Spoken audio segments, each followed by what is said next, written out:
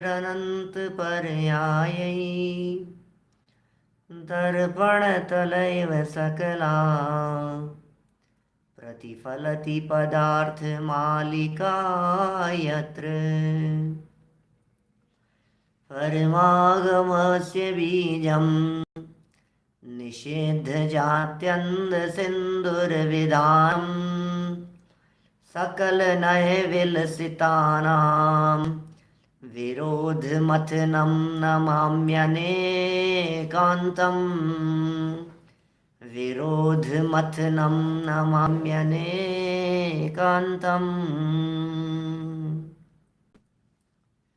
पुरुषार्थ सिद्धि उपाय नामक यह ग्रंथ है। अमृत चंद्राचार्य की यह सुंदर रचना। इसमें 202 नंबर के श्लोक को आधार बनाकर कल हम 3 गुप्तियों की चर्चा कर चुके हैं।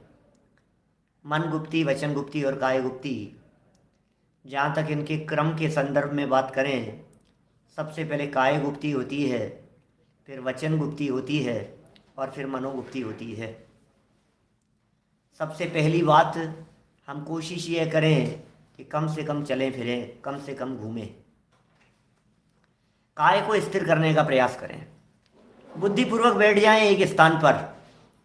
जब बुद्धिपूर्वक, विकल्प पूर्वक किसी एक ही स्थान पर बैठ जाते हैं तब काय गुप्ति होती है, जब हिलना चलना फिरना नहीं होता है। फिर उसके बाद बोले बैठ तो गए थे, अब बोलना भी बंद करो। जब बोलना बंद कर दिया तो वो वचन गुप्ति होती है। बोलना तो बंद कर दिया लेकिन मन दौड़ता रहा, मन भागता रहा। मन को कंट्रोल करना ये बड़ा कठिन है, बड़ा जटिल है, लेकिन मन के रुके बिना रुकता नहीं है सब कुछ, क्योंकि मन का रुकना ही सर्वाधिक महत्वपूर्ण है। शरीर, वचन और मन, इन तीनों को रोक लेने पर तो सम्यक ध्यान हो गया। इन तीनों के रोक लेने पर तो शुद्धोपयोग हो गया। इन तीनों के रुक जाने पर तो अवस्था बहुत उत्कृष्ट हो गई। ये बात तो काफ़ी आगे निकल गई। अब सवाल वहाँ का नहीं है, अब बात यहाँ की नहीं है। अब बात तो कुछ और करना चाहते हैं। क्या बात करना चाहते हैं कि साहब हमसे यदि चले बिना नहीं रहा जाए तो बोले चल लेना, कि बोले बिना नहीं रहा जाए तो कि बोल लेना। देखो, क्योंकि कैसे हो सकता है कि हम चले भी नहीं और बोले भी नहीं। खाना पीना भी होता है, चलना भी होता है, बोलना भी होता है। ये तो कदाचित किसी समय ध्यान की मुद्रा में, ध्यान अवस्था में 2-5 मिनट के लिए, 10 मिनट के लिए, 15 मिनट के लिए, आधे घंटे के लिए कदाचित इस प्रकार की बात हो जावे कि हम नहीं बोलें। ये हो गया कदाचित। पौन घंटे के लिए, 2 घड़ी के लिए मौन धारण करके शरीर को स्थिर करके बैठ गए, लेकिन लाइफ टाइम तो पॉसिबल नहीं है ना। परमानेंट तो नहीं हो सकता है ना कि हमारा बोलना चलना बंद हो जावे। तो प्रश्न खड़ा होता है कि यदि आप बोलना चाहते हैं तो क्या बोलें, चलना चाहते हैं तो कितना चलें, कैसे चलें।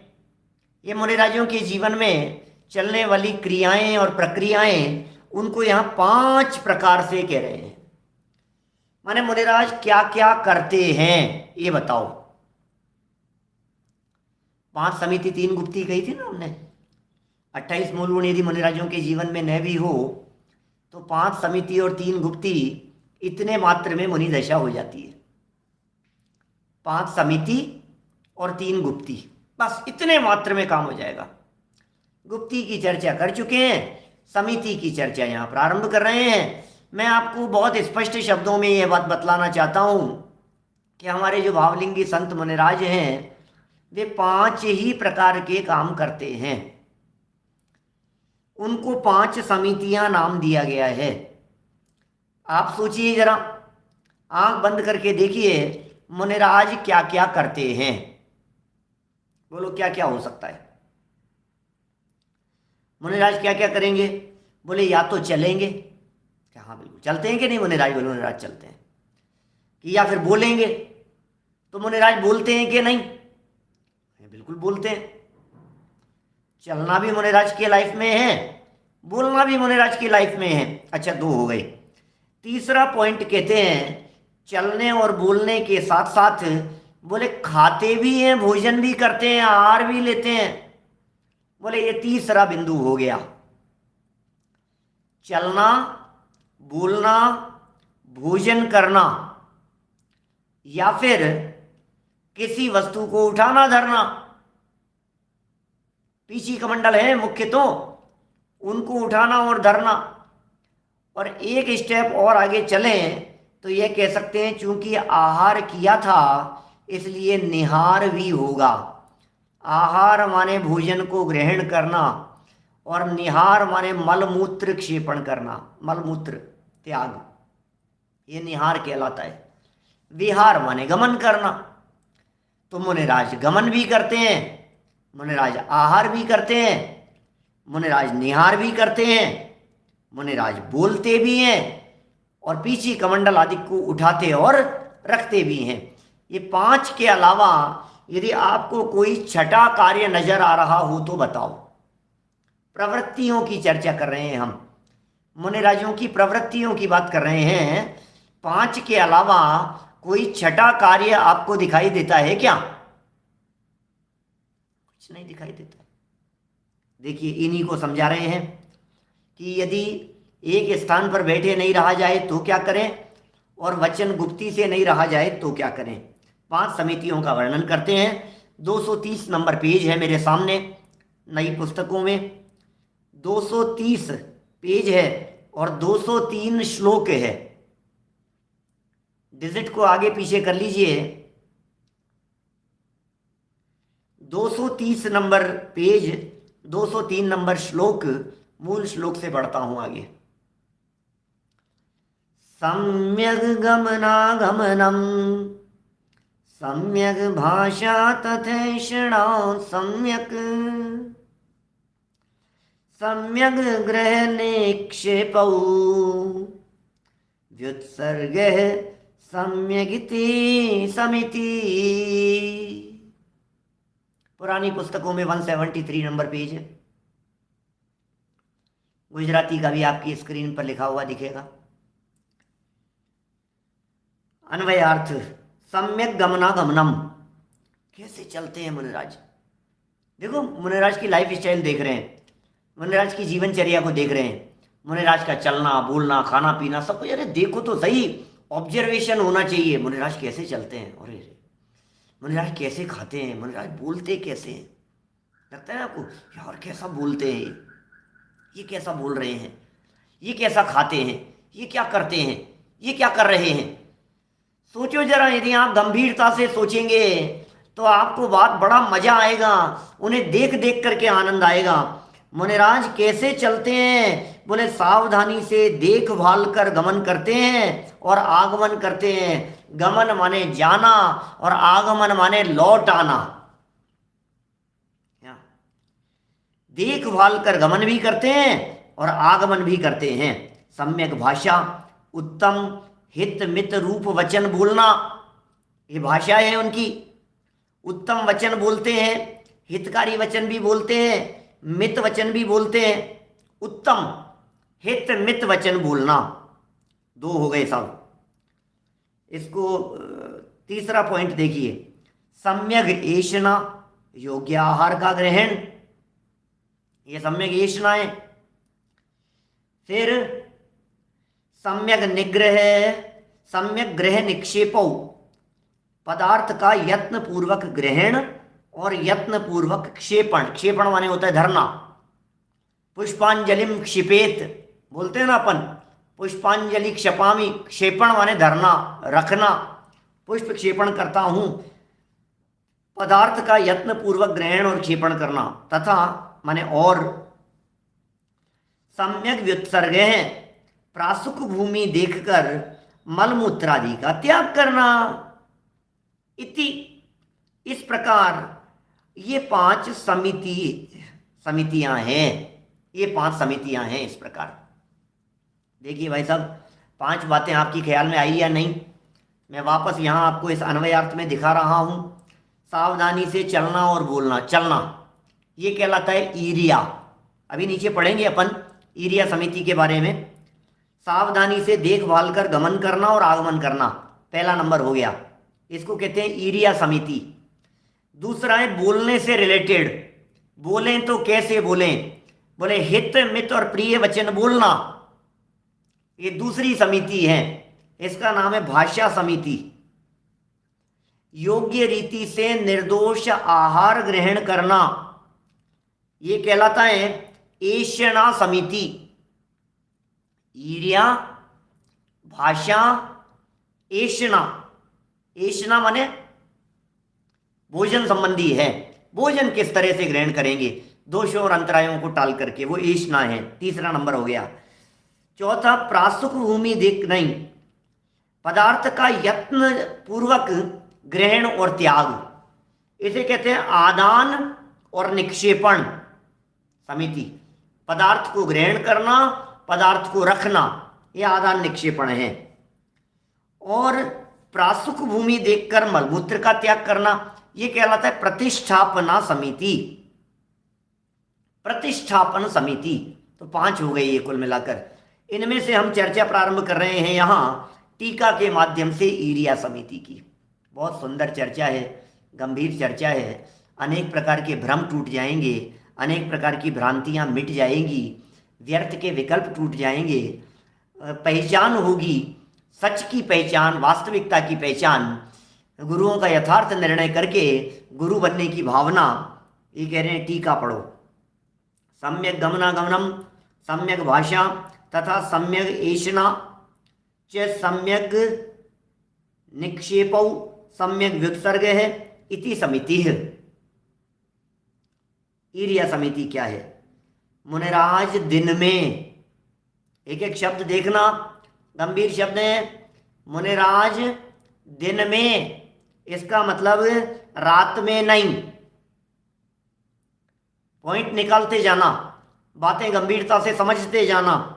मुनिराज दिन के समय में ही सूर्योदय के 2 घड़ी बाद जब सूर्य की किरणें स्पष्ट हो जाएं और मार्ग प्रासुक हो जाएं, तब यत्नाचार पूर्वक 4 हाथ प्रमाण भूमि स्थूल दृष्टि से देखकर गमनागमन करें तथा पैरों को देख देख कर रखें। कितनी बातें आ गई है यहाँ, छोटी छोटी सी बातें हैं, बारीक बातें हैं। हमारे मुनिराज रात्रि में गमन नहीं करते, रात्रि में विहार नहीं करते, रात्रि में चलते नहीं है।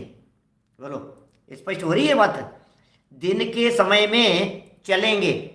अब तो दिन उग गया, अब तो दिन उग गया, कि दिन उग गया तो एक बात बतलाइए, दिन उग गया तो सूर्योदय हुआ कि नहीं हुआ? सूर्योदय के आधे घंटे पहले भी आपको थोड़ी सी झलक दिखने लग जाती है, रोशनी दिखने लग जाती है। तो पो फटना कहते हैं ना, जिसे हल्के हल्के से, जैसे सूर्यास्त हो जाने के बाद भी कुछ देर तक प्रकाश सा दिखाई देता है, रोशनी उजाला सा दिखता है, उसी तरह से सूर्योदय के पहले से भी उजाला दिखने लगता है। तो मुनिराज गमन कब करेंगे?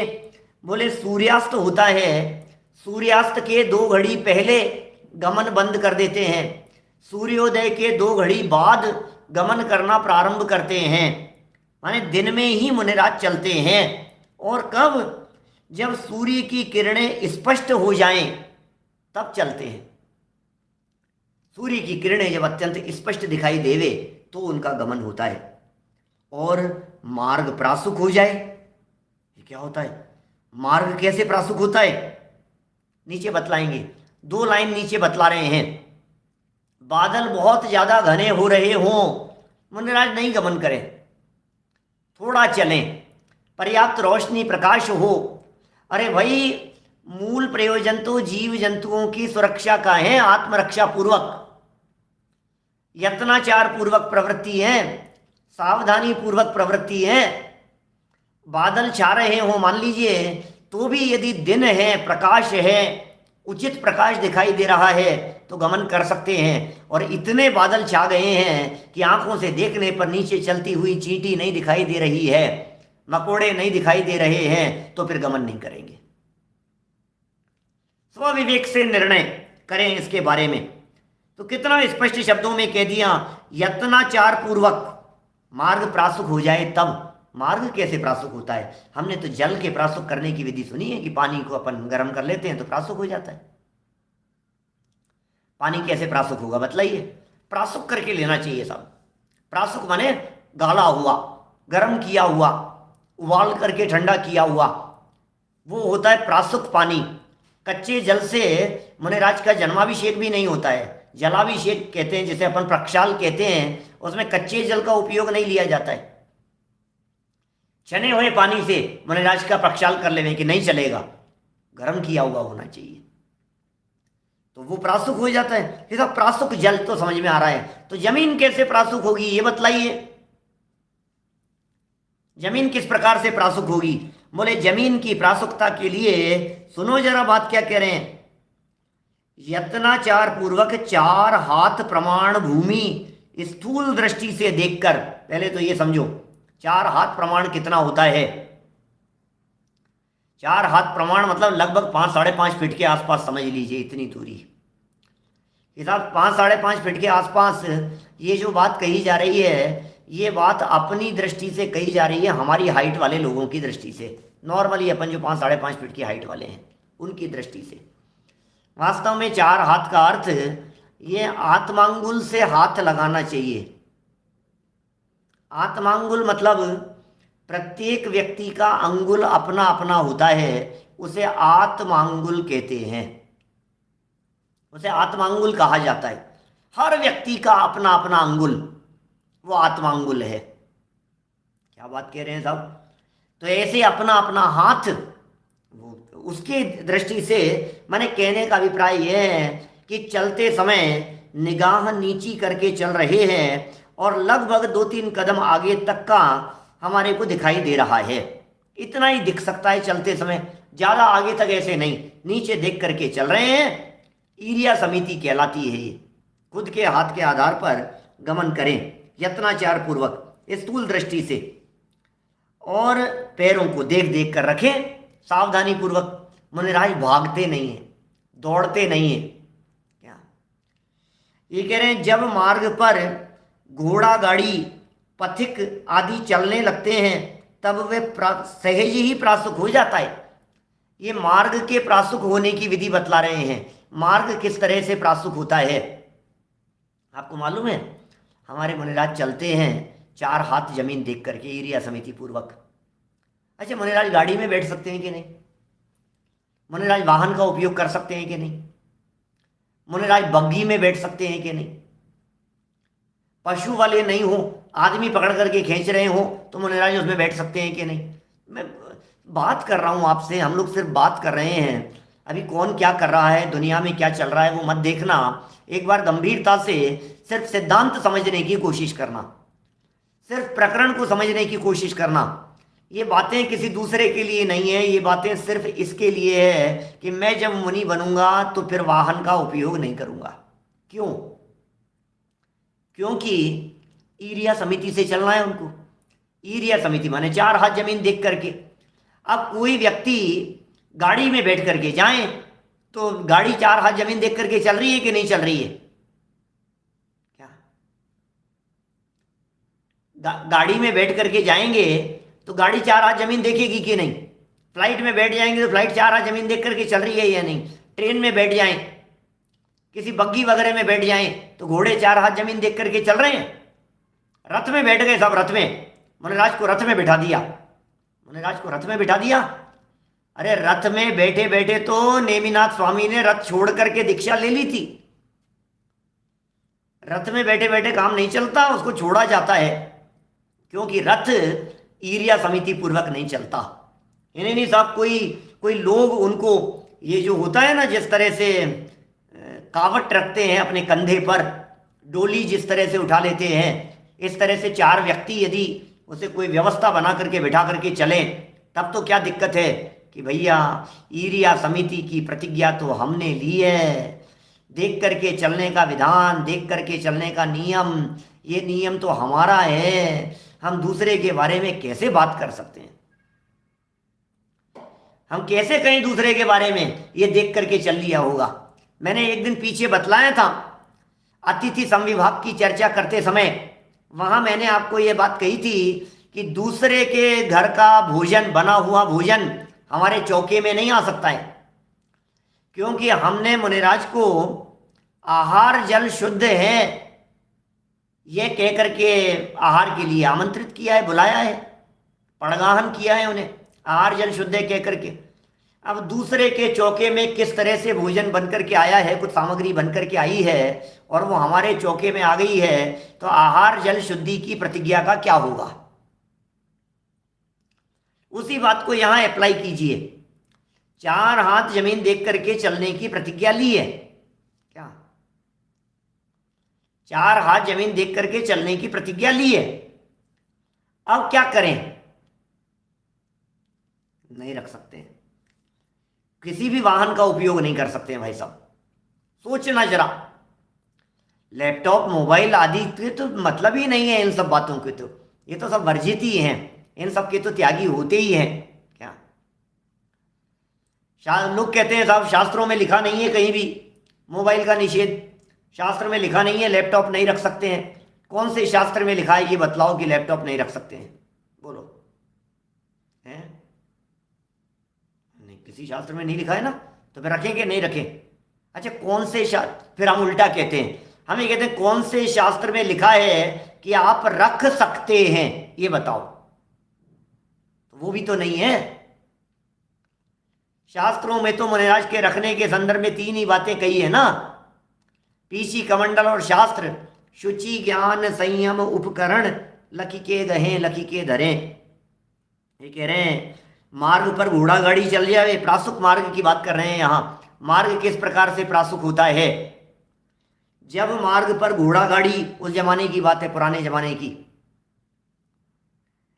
पथिक आदि चलने लगते हैं, तब वह सहज ही प्रासुक हो जाता है। सही कह रहे हैं भाई साहब, शास्त्र की कहाँ मानते हैं, अब क्या करें।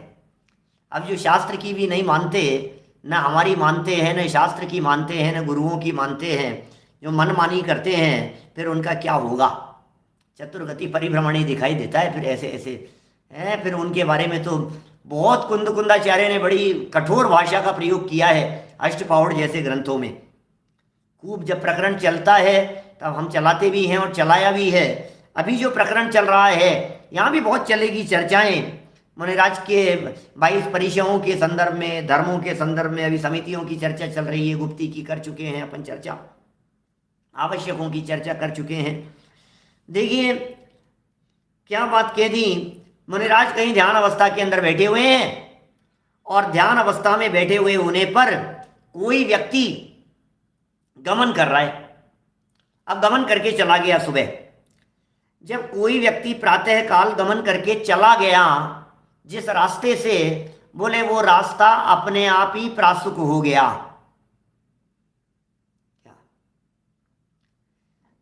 जिस जगह पर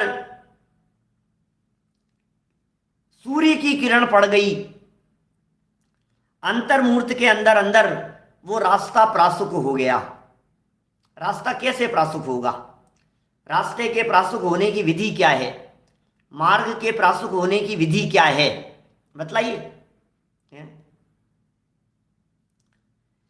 कितनी कितनी मार्मिक बात कह रहे हैं। बोले प्रासुकता का प्रयोजन ये है कि रात्रि में जो अंधकार में जीव जंतु इधर उधर घूम रहे थे, वे सूर्य के प्रकाश पड़ने की वजह से अब वहां से अलग अलग जगह पर चले जाएंगे। और सूर्य की जो किरणें होती है ये डिसइंफेक्टिव होती है, इसमें इन्फेक्शन नहीं होता, ये जर्म्स फ्री होती है, इसमें जर्म्स नहीं होते। बहुत मायने रखती है सूर्य की किरणें। सूर्य की किरणें दिखाते, आप देखिए जब आपके चावलों में, जब आपके अनाज में किसी तरह के जीव हो जाते हैं, कीड़े पड़ जाते हैं, लटें हो जाती है, इल्लियां पड़ जाती है, तो आप क्या करते हैं, उसे धूप दिखा देते हैं, धूप में रख देते हैं ना। क्या करेंगे बोलो, धूप दिखाओ उसे, पुराना हो गया है उसे धूप दिखाओ। ऊनी कपड़े हैं या ठंड के कपड़े हैं, सर्दियों के कपड़े 6 महीने से रखे हुए थे, अंदर बंद थे, उन्हें निकाला।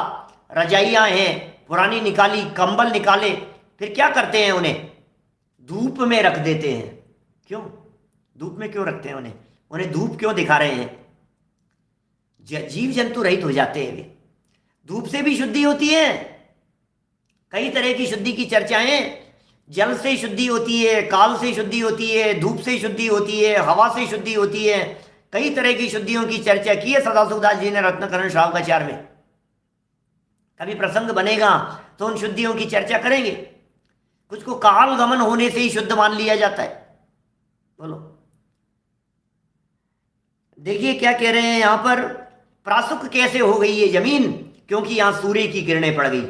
नंबर 1, सूर्य की किरणें तो पड़ रही थी या नहीं पड़ी कदाचित, थोड़े बादल जैसे दिख रहे थे, लेकिन जीवों का आवागमन चालू था। जीवों का मतलब गाड़ियां चल रही थी, बैलगाड़ियां चल रही थी, पशु जा रहे थे, लोग उस मार्ग से घूम रहे थे, चल फिर रहे थे। तो ये कह रहे हैं फिर वो स्थान भी प्रासुक मान लिया जाता है और मुनिराज उस स्थान पर गमन कर सकते हैं। तो सहज ही हो जाता है वो प्रासुक, और प्रासुक स्थान और प्रासुक भूमि पर ही मुनिराज चलते हैं। यह बात हमें जाननी चाहिए। आगे बढ़े सेकंड स्टेप की तरफ। भाषा समिति बहुत महत्वपूर्ण है। देखो, बात तो ऐसी है कि बिना चले रहा जा सके तो चलो ही मत। आगम का वाक्य तो ये, वचन तो ये, भैया तुम काय के लिए चलते हो? चलना क्यों ये तो बताओ। दौड़ना भागना क्यों, गमन क्यों कर रहे हो? एक जगह से दूसरी जगह पर जा क्यों रहे हो? यदि बन सके तो एक ही स्थान पर आसन लगा करके बैठ जाओ। अब ना चलना, ना गमन करना, न फिरना, न बोलना, कुछ नहीं। नहीं साहब, चले बिना रहा नहीं जा सकता। बोले चले बिना नहीं रहा जा सकता तो देख करके चलो, लेकिन मौन से बोलो मत। इसका नाम वचन गुप्ती। ये साहब बोले बिना नहीं रहा जा सकता, कि कोई बात नहीं, बोले बिना नहीं रहा जा सकता तो बोल लो, लेकिन कैसा वो सिखा रहे हैं यहां पर। हित मित प्रिय वचन बोलो भैया। बोलो तो पहले तुम तोलो, वचन सुहित बोला करना। बोलो तो पहले तोलो तो सही। मुनिराजों की भाषा कैसी होती है, अरे अरे क्या कहें भाई साहब। मुख चंद्र ते अमृत झरे, मुख रूपी चंद्रमा से मानो अमृत झर रहा हो। अमृतमयी बातें निकलती है, शब्द एक एक ऐसा निकलता है जिसे सुन करके भवि जन मन मीन प्राणदायक, भवि जन मन जलज खिलाते हो। ऐसा है, कमल खिल जाते हैं, कितनी प्रसन्नता होती है, अंदर में खिल जाता है, एक एक रोम रोम खिल जाता है। भाषा कठोर नहीं होती, भाषा में बहुत सरलता होती है, भाषा में बहुत सहजता होती है, भाषा में हितकारीपना होता है, भाषा में मित मित मित माने अल्प, ज़्यादा बकवास नहीं करते, खामे खामे बोलते नहीं रहते, पट पट पट किसी को कुछ ऊटपटांग चर्चा करते रहे। नहीं भाई, ये जवान मिली है, ये रसना मिली है, ये वचन बल हमारे को प्राप्त हुआ है, महाभाग्य से प्राप्त हुआ है। इसको यदि संभाल करके प्रयोग नहीं करेंगे और इसका दुरुपयोग करेंगे तो ये वचन हमसे छीन लिए जाएंगे। इसलिए सावधानी रखना चाहिए। सावधानी हटी और दुर्घटना घटी। बोलने में मर्यादा रखो, कहाँ बोलना है, क्या बोलना है, किसके सामने बोल रहे हैं, कैसा बोल रहे हैं। हितकारी बोलो और कम बोलो भैया, कम बोलना बहुत अच्छा है। या तो मत बोलो, वो तो बेटर ही है, वो तो वचन गुप्ती हो गई कि नहीं नहीं साहब बोलूंगा कैसे नहीं बोलूंगा मैं, तो कम बोलो। ज़्यादा बोलने वाला व्यक्ति ऊटपटांग बातें बोलता ही है, होता ही है ऐसा। जो व्यक्ति ज़्यादा बोलेगा वो व्यक्ति ऊटपटांग बात करेगा।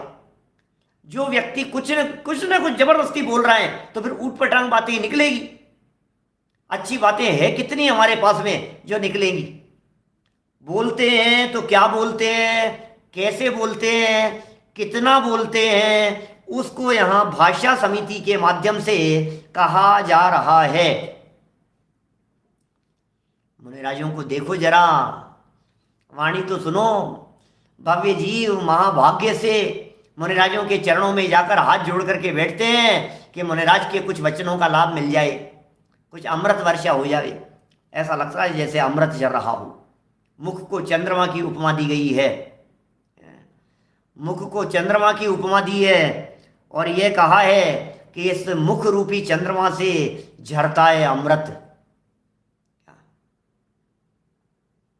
बोलो, स्पीच इज सिल्वर और साइलेंस इज गोल्ड।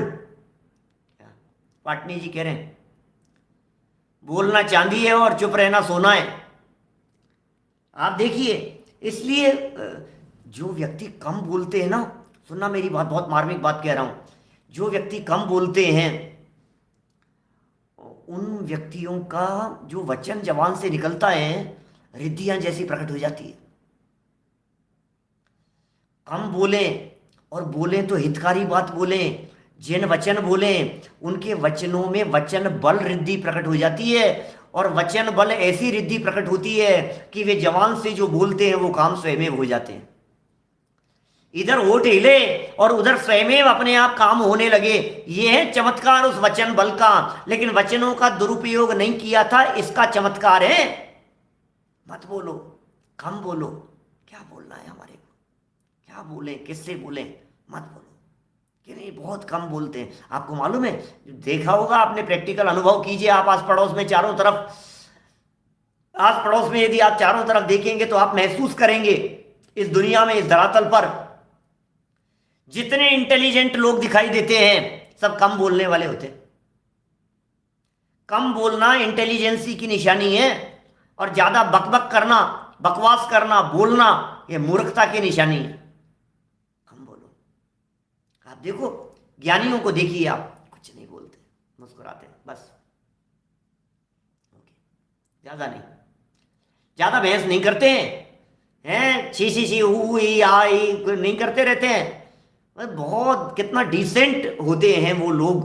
सब ज्ञानियों की बात कर रहा हूं मैं तो दुनिया में रहने वाले भी सज्जन पुरुषों की बात कर रहा हूं। बड़े बड़े ऑफिसर ग्रेड के जो लोग होंगे, आईएएस ऑफिसर वगैरह होंगे, ज़्यादा पढ़े लिखे होंगे, मजिस्ट्रेट होंगे, बड़े साइंटिस्ट लोग होंगे, सब कम बोलते हैं बिल्कुल। कहीं बैठे हैं चौपाल लगा करके गप्पे लड़ा रहे हैं, चार लोग बैठे हुए हैं धमाधम, कोई कुछ बोल रहा है और कोई कुछ बोल रहा है, और ऊट पटांग बातें बोल बोल करके हंसा रहे हैं। ये चलता है सारे दुनिया भर में आजकल, लाफ्टर शो के नाम पर सब हंसे हंसे, हंसाओ हंसो और हंसो, ऊट पटांग बातें, बेमतलब की बातें, बेतुकी बातें। भैया ये जवान का दुरुपयोग कर रहा है, ये जवान तुझे नहीं मिलेगी। बड़े भाग्य से जवान मिली थी, तू कहाँ कहाँ उलझ गया है, ये जवान का कैसा उपयोग कर रहा है। संभल संभल भैया। क्या कह रहे हैं ये भाषा समिति के बारे में, क्या कह रहे हैं देखो जरा। वचन पढ़ता हूं, यहाँ 2 नंबर का पॉइंट है, 230 नंबर पेज पर ही, गुजराती का 164 नंबर पेज था शायद, और पुरानी पुस्तकों में 173 था। भाषा समिति में क्या कह रहे हैं, हित मित और संदेह रहित वचन बोलना कि जिससे सुनने वाले किसी भी प्राणी को दुख न हो। पूरा वाक्य पढ़ दिया मैंने फास्ट। 3 शब्द बोले जाते हैं, हित मित प्रिय, जगत में प्रसिद्ध है भाषा समिति के संदर्भ में। हित मित प्रिय वचन, हित मित प्रिय वचन। हित माने क्या होता है, हित के अंदर ही छक्के छूट जाएंगे अच्छे अच्छों के। हितकारी वचन तो बचे ही नहीं है। हितकारी वचन किसे कहते हैं, हितोपदेश क्या होता है कि नहीं नहीं हम तो जो बोलेंगे भाई साहब आपके हित की बात करेंगे, बताओ हमारे हित की बात। सही कह रहा हूँ, इस कंपनी के अंदर थोड़ा इन्वेस्टमेंट कर लो, देखना आप साल भर के अंदर आपको क्या रिटर्न मिलेगा, आप कल्पना नहीं कर सकते हो। छोड़ो एफडीओ का, बैंक का, इधर उधर का चक्कर। आप, मैं बता रहा हूं ना आपको, आपके भले के लिए कह रहा हूं। बोलो ये बात भले के लिए कही गई है या नहीं। सबकी भलाई इसी में है कि ज्यादा घूमो फिरो मत। क्यों, क्योंकि ये कोरोना फैल रहा है चारों तरफ, ये फैल रहा है, ये सब हो रहा है। नहीं नहीं ज्यादा नहीं, ज्यादा नहीं, आपकी भलाई इसी में है, आपकी भलाई इसी में है। किसमें, आप कम खाओ, डॉक्टर कहता है आपकी भलाई इसी में है। हर व्यक्ति शरीर के संबंध में, पैसे के संबंध में, व्यापार के संबंध में, इनकम के संदर्भ में उपदेश देकर के ये कहता है मैंने भले की बात कही है, मैंने हितोपदेश दिया है। अरे ये मुनिराजों का हितोपदेश नहीं होता। मुनिराज हित किसमें मानते हैं, रोजाना तो सुबह अर्घ चढ़ा रहे हैं पूजन करते समय। बहुमूल्य जगत का वैभव यह है, क्या हमको सुखी बना सकता। आपको निर्णय हो गया क्या इसका, मुनिराज से पूछ रहे हैं हम। कोई मुनिराज मुनि पद धारण करके किसी को ऊपर पीछे रखकर यदि ये बात कहे आपका व्यापार खूब बढ़ेगा। हम उनसे पूछ रहे हैं, मुनिराज पहले एक बात बतलाइए, धन संपत्ति और वैभव में सुख नहीं है, आपको इस बात का निर्णय है या नहीं है? बोलो कि साहब निर्णय है हमारे को, क्या बात कर रहे हो, पक्का निर्णय है, तभी तो घर छोड़ा है हमने। घर गृहस्थी में सुख नहीं होता तो महाराज पैसे में भी सुख नहीं होता, कि पक्का निर्णय है कि बिल्कुल निर्णय है। तो आप आशीर्वाद ऐसा क्यों दे रहे हो कि तुम्हारी संपत्ति बढ़े? आपको तो उपदेश ये दिया जाना चाहिए कि तुम्हारी संपत्ति घटे, और घटते घटते पूरी घट जाए, और इतनी घट जाए कि तुम मुनि बन जाओ। यदि तुम सुखी होना चाहते हो तो परिवज्यतु सामन्नम यदि इच्छति दुख परिमुखम, यदि तुम दुखों से मुक्त होना चाहते हो तुम मुनिव्रत अंगीकार करो भैया। आपका उपदेश तो संयम का होना चाहिए, आपका उपदेश तो साधना का होना चाहिए, आपका उपदेश तो धन वैभव और परिग्रह से छूटने का होना चाहिए। हितकारी उपदेश, हित किसमें है पहले ये नक्की करो। इकट्ठे कर लो चाहे जितने भी हीरे मोती, हमें ये बतलाओ उससे कुछ हित होगा कि नहीं होगा। हित उपदेश की बात कर रहा हूं मैं। हित नहीं समझेंगे तो हितोपदेश क्या होगा? सबसे पहले निर्णय करो हित किसमें है, आपकी भलाई किसमें है ये बतलाओ। डोसे खाने में, आपकी भलाई किसमें है? खाने पीने में, घूमने फिरने में, मौज मस्ती करने में? सोचो जरा। मैं तो प्रमोद जी भाई साहब ऐसे ऐसा ही सोचता हूं, मैं तो आड़ा टेढ़ा सोचता हूं, मैं, मेरी सोच थोड़ी अलग तरह से चलती है। मैं तो पूछ रहा हूं भाई साहब, और मैंने ये बात कह दी थोड़े समय पहले, बात करते हुए थोड़ी निकटता थी तो हमने कह दी, किसी को आशीर्वाद दिया उन्होंने और हमने ये कह दी उनसे बात। अरे तुम क्या बात करते हो यार, बात पकड़ते हो, कहाँ कहाँ से क्या बात करते हो। अरे तो ऐसे तो आप नक्की तो करो, निर्णय तो करो अपने अंदर में। ये मुनिराज की चर्चा चल रही है, हम यदि मुनि होंगे, जब हम मुनि होंगे, वन में कहीं होंगे, क्या आत्म ध्यान करेंगे। ऐसे ऐसे पंक्तियां हैं भजनों की, मैं तो गाता नहीं हूं। जब हम मुनि होंगे वन में कहीं होंगे, लेकिन जहां होंगे वहां निजातम ध्यान धरेंगे, आत्मा का ही ध्यान करेंगे। वही प्रयोजन भूत है। जैसा हम अनुभव करते हैं भैया, अंदर में हमने जैसा अनुभव किया वैसा हमने जगत के जीवों को बता दिया। बस जो सत्य हमें स्वीकार हुआ, जिस सत्य की स्वीकृति हमारे अंदर में है, उस सत्य को हमें जगत के जीवों को बताना है। सत्य समझो, सत्य बोलने के पहले सत्य समझना जरूरी है। हितकारी वचन बोलने के पहले हित की बात क्या है इस बात को जानना और समझना जरूरी है। फिर कहा कि मित भले ही हितकारी बात हो लेकिन कम बोलो, ज्यादा मत बोलो, ज्यादा मत समझाओ। आज का समय, आज की दुनिया ज्यादा समझने वाली नहीं है। समझाने वाले लोग तो सब जगह मिल जाएंगे, समझने वाले नहीं मिलेंगे। ये थोड़े से लोग आप जैसे आ जाते हैं, मिल जाते हैं तो हम समझा देते हैं, मिलते नहीं। समझाने मत लग जाना ज्यादा लोगों को। आज का जमाना समझने का जमाना नहीं है, समझाने का नहीं। मतलब किस किस को समझाओगे, कौन समझाओगे? हाँ ये कहो, आप कहो तो मैं जाकर के क्या बात करोगे, किसको समझाओगे यार? जिसे समझना है वो आएगा तुम्हारे पास में समझने के लिए। जिसे नहीं समझना है उसे कितना भी समझाने का प्रयत्न करो, वो समझने वाला नहीं है। समझाने से समझ में नहीं आता है, हम पीछे पड़े रहते हैं। ये समझता ही नहीं है, ये समझता ही नहीं है, ये समझता ही नहीं है। घर में सबको शिकायत रहती है, माँ बाप को बच्चों से शिकायत रहती है, पति को पत्नी से और पत्नी को पति से, भाई को भाई से। ये समझते ही नहीं है, इनको इतनी बार समझा दिया, ये समझते ही नहीं है, ये समझते ही नहीं है। हर व्यक्ति को ऐसा लगने लगता है समझते ही नहीं है। अरे भाई समझते ही नहीं है तो तुम समझाना क्यों चाहते हो ये बतलाओ ना। समझाना क्यों चाहते हो जब वो नहीं समझते हैं? तो पहले से ही ये बात समझ लो कि ये नहीं समझेंगे, अब हमें कोई तकलीफ नहीं। मैं तो पहले से ही जानता था ये नहीं मानेंगे, हमें कोई टेंशन ही नहीं है, विकल्प ही नहीं है। हमारा माइंड सेट है पहले से ही, ये मानेंगे नहीं, खत्म बात, इसमें क्या है। फिर उनके मना करने से तकलीफ नहीं होती हमारे को। तो मित माने कम कही बात, हित माने हितकारी बात कही, मित माने अल्प बात कही, और प्रिय भी होनी चाहिए। भले की बात तो है लेकिन भली लग नहीं रही है क्या?